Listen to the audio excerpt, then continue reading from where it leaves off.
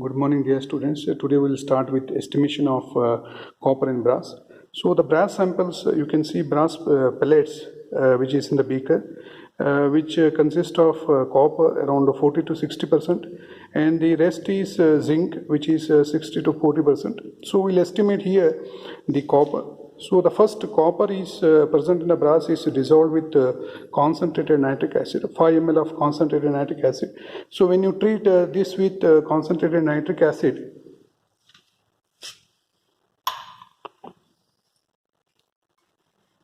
so you can see here the brass pellets dissolves slowly with the nitric acid and converts copper into cupric nitrate.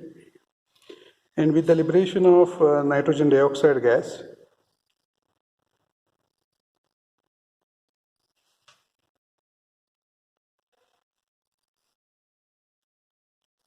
so till the completion you have to keep this for some time, around 5 to 10 minutes. So once it dissolves, the cupric nitrate will form. Copper is completely dissolved now in this solution. So cupric nitrate, and it liberates nitrogen dioxide. So you have to completely expel the nitrogen dioxide because it is a strong oxidizing agent by adding 1 spatula of urea.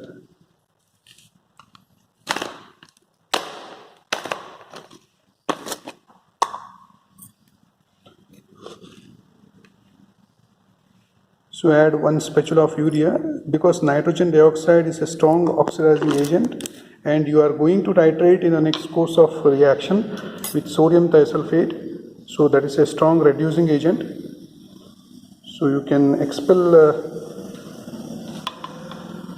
completely nitrogen dioxide by converting into urea nitrate, which will dissolve in little amount of water. So add a little amount of water to this reaction mixture so that completely the nitrogen dioxide, which has already dissolved in the acidic solution, reacts with the urea, and it will be completely removed in the form of urea nitrate. You can see a very clear solution in this stage. Now you are going to react further with ammonia solution, 1:1 ammonia solution,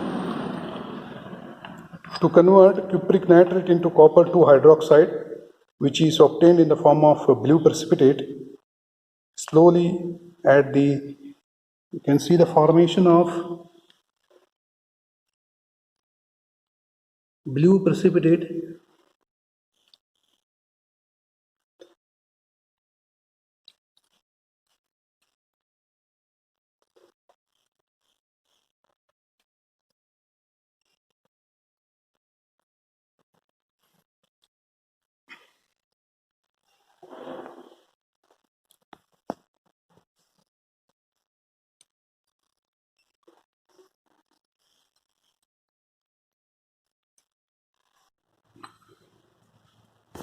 So once the copper 2 hydroxide forms, you have to dissolve this copper 2 hydroxide with a little amount of acetic acid. So add the acetic acid dropwise so that blue precipitate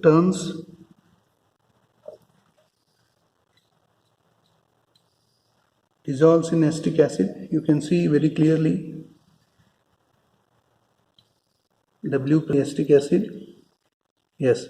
Now once all this blue precipitate dissolves,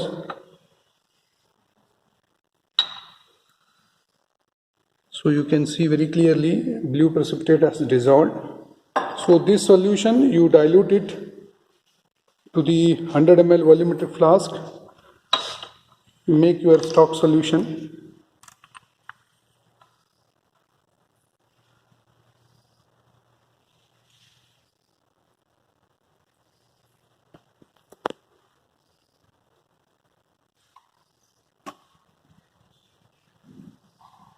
So we are using here dilute acetic acid for the dissolution purpose, not any mineral acids like HCl or sulfuric acid, because it's a strong acid and that H plus will react with iodine and it forms an hydrogen iodide in the next course of reaction.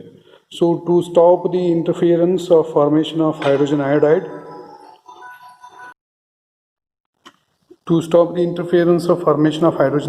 we are adding here only dilute acid, only that is to requisite volume to stop the react of H plus ions with iodine in the next course.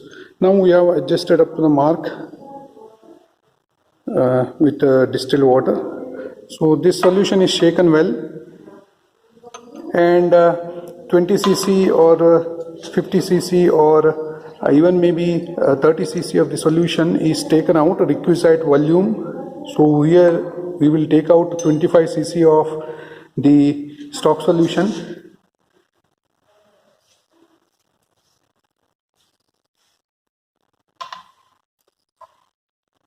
So shake the contents well and transfer it to the beaker. Pipette out 25 cc of the solution.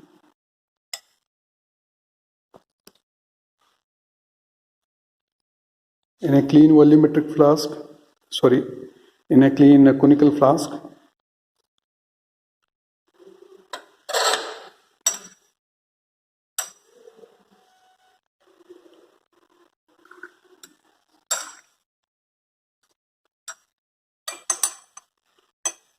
So 25 cc is pipetted out.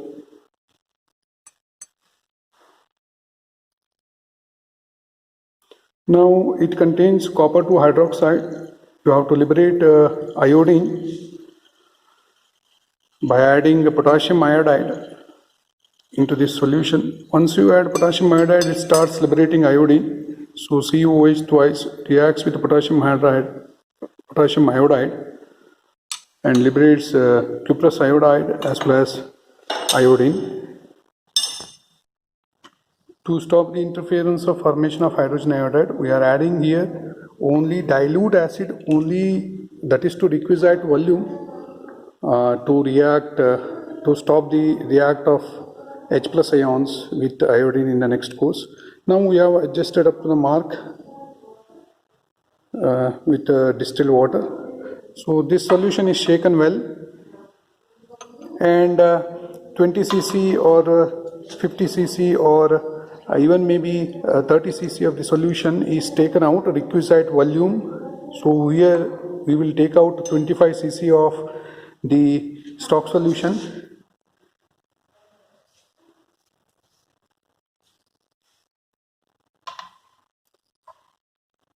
So shake the contents well and transfer it to the beaker.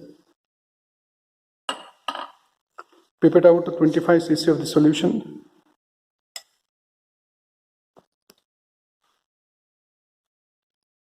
In a clean volumetric flask, in a clean conical flask.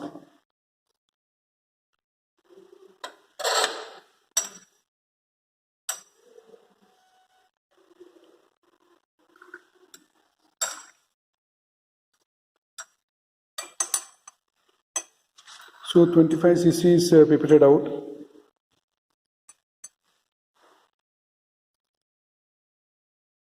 Now it contains copper 2 hydroxide. You have to liberate iodine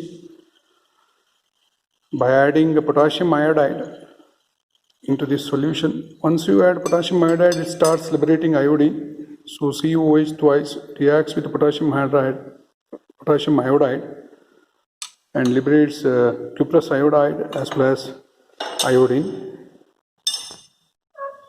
So add around 1 test tube full or 10 cc of potassium iodide. So once you add potassium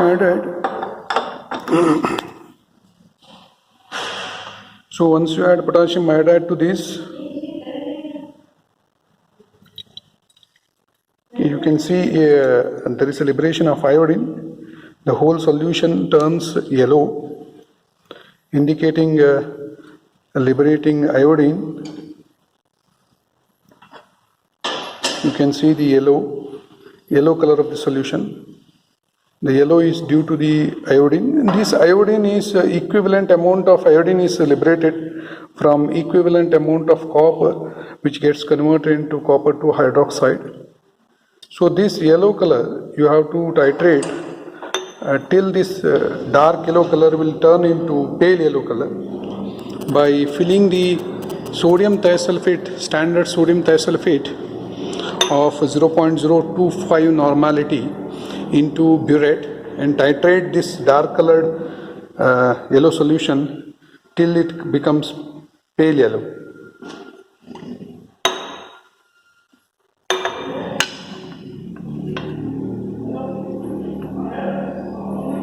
So note down the zeroth reading before titrating, whether it may be 0 or any levels you can adjust. Before titration you have to note down the burette reading. Titrate this till it becomes pale yellow.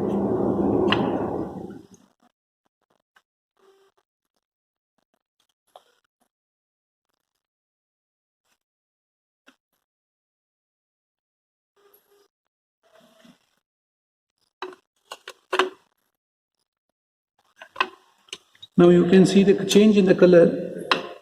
So it becomes pale yellow upon adding certain cc of sodium thiosulfate. So once it becomes pale yellow, add 2 ml of starch as an indicator. Now at the high concentration of iodine, starch is not added because starch is in a colloidal solution and iodine is gets adsorbed on the surface of the starch, and as well as the starch contains an carboaldehyde. That carboaldehyde reacts with iodine and it forms a insoluble complex. So at high concentration of iodine, starch is not added. Now the concentration of iodine has decreased, very low concentration here. So at this stage, starch is added as an indicator. So once you add starch around 2 ml,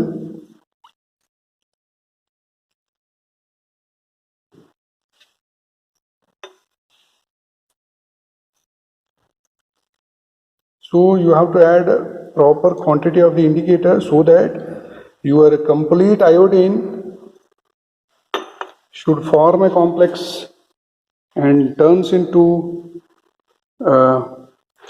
blue color. So this blue color solution is again titrated to colorless. The titration is continued.